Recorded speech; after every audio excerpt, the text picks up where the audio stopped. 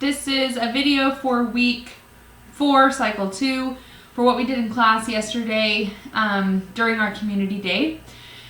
We started with math, as we always do, and I felt like we needed to change things up a little bit because the sequence that I have been doing was getting a little bit boring, and I think the kids were feeling it, and I was feeling it too. So we chanted the 7s and the 8s a few times each, and then we did a couple new things. So instead of just like a regular clapping as we chanted through the list of numbers, we would clap behind our backs or above our heads, or kind of be silly with how we did it.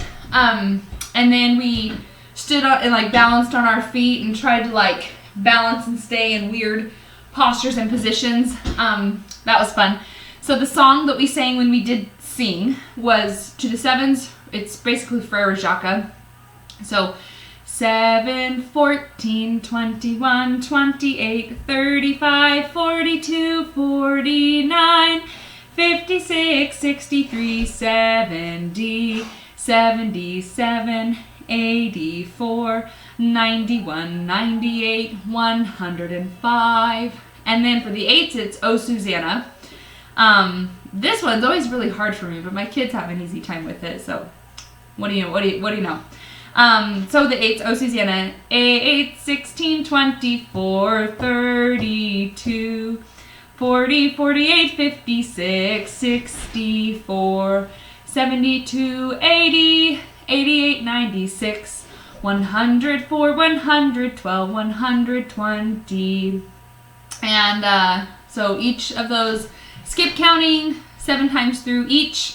And then after that we went to Latin. And last week we chanted the first conjugation imperfect tense. This week we sang, and we did it to the tune of Three Blind Mice. So we did the same hand motions, bam, bas, bat, but we sang bam, bas, bat, bamus, batis, bant, bam, bas, bat, bamus, batis, bant, bam, bas, bat, bamus, batis, bant. First conjugation, imperfect tense. Moving on to science. This week it was what are some parts of a food chain. We chanted this again. I didn't use any visuals other than acting it out with our bodies. So for the producer, we grew like grass. For the consumer, we shoveled food in our mouth because we ate everything. And then for a decomposer, we just pretended that there was something and we were breaking it down. Decomposer. So what are some parts of the food chain? Some parts of the food chain are producer, consumer, decomposer. And then we did English, and this week it was nominative pronouns. I saw some really cool moms from my community make little cookie cards with the pronouns on them that they then ate, and that was kind of fun. We weren't quite as cool as that. We simply utilized the bingo tune to sing the nominative pronouns, and then we pointed with our fingers. So we started with no fingers up. For singular, we're just going to use one hand only. So we went I, you, he, she, it. I, you, he, she, it. I, you, he, she, it. Singular nominative pronoun.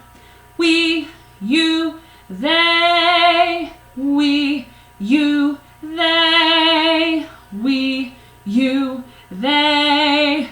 Plural nominative pronoun. That's kind of a P. I don't really know. I'm not good with sign language P's. Okay.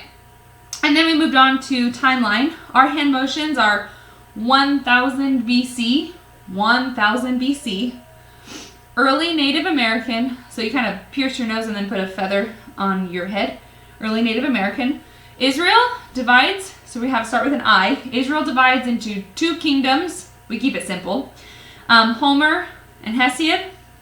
Rome founded by Romulus and Remus. Israel falls to Assyria. Assyria falls to Babylon.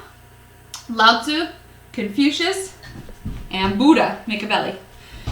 So singing that, it goes 1000 BC, 1000 BC, early Native Americans.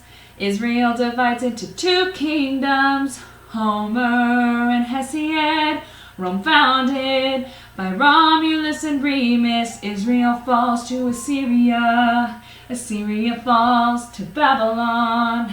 Lao Tzu, Confucius, and Buddha. And of course we slow that down several times during class so that everybody gets the hand motions. After that we moved along to history. And this week's history sentence revolves around the Magna Carta. So I'll show you the hand motions and then I'll sing the song. English King John, we just made a J, pretty simple this week, signed the Magna Carta. We signed a document. In 1215, limiting, we made an X, like we're in a cage. The kings, and then power, we're going to be strong.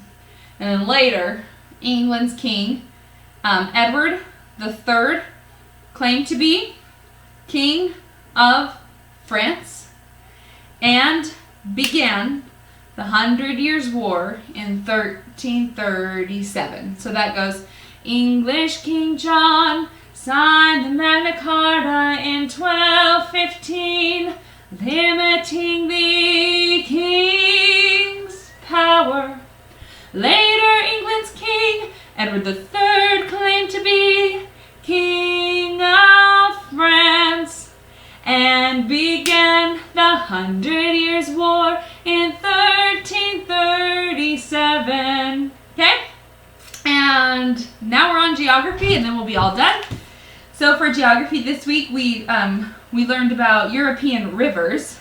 So I have my little map here, and we sang European rivers to the tune of If You're Happy and You Know It. And we first traced them with our markers and just kind of chanted them. And after they were traced, then we got our dinosaurs, and our dinosaurs traveled while we sang the song. And we went really, really slow the first few times so that everybody knew where they were going. That's kind of a game I play with my kids sometimes. We go really slow, like slow motion traveling through the song, and then we speed up as they get it. So, if you can kind of see, we go, European river, or sorry, if you're happy and you know it. European river, Seine river, Rhine river, Elbe river, Po river, Danube river, Volga river. Yes, it's true, these are rivers, European rivers, geography. And that's it. So again, yeah, starting off really slow is good for adults too. So we had a fun week. I hope you guys have a great week at home. And I know we have some field trip opportunities and mom's nights out coming up. So let's take advantage of those and extend our community, not just for our kids, but for each other too. And I'll be praying for you guys this week, and hope that you pray for me too.